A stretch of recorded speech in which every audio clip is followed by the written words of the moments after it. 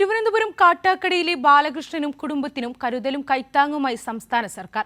വൈകല്യങ്ങളുമായുള്ള ജീവിത ദുരിതങ്ങളോട് പടവെട്ടുന്ന ബാലകൃഷ്ണന് കാട്ടാക്കട താലൂക്ക് അദാലത്തിൽ മന്ത്രിമാരായ വി ശിവൻകുട്ടിയും ജിആർ അനിലും AAY കാർഡ് കൈമാറി.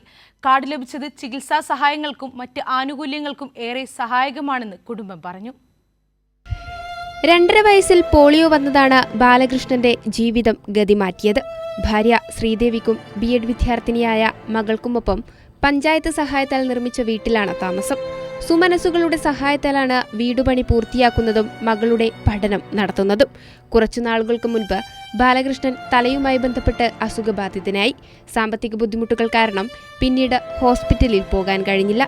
ഈ ദുരിത സാഹചര്യത്തിലാണ് സംസ്ഥാന സർക്കാരിന്റെ കരുതലും കൈത്താങ്ങും അദാലത്തിലൂടെ ബാലകൃഷ്ണന് AAY കാർഡ് ലഭ്യമാകുന്നത്. കാർഡ് ലഭിച്ചതിനാൽ ചികിത്സാ സഹായങ്ങൾക്കും മറ്റ് ആനുകൂല്യങ്ങൾക്കും ഏറെ സഹായകമാകുമെന്ന് ബാലകൃഷ്ണൻ പറഞ്ഞു.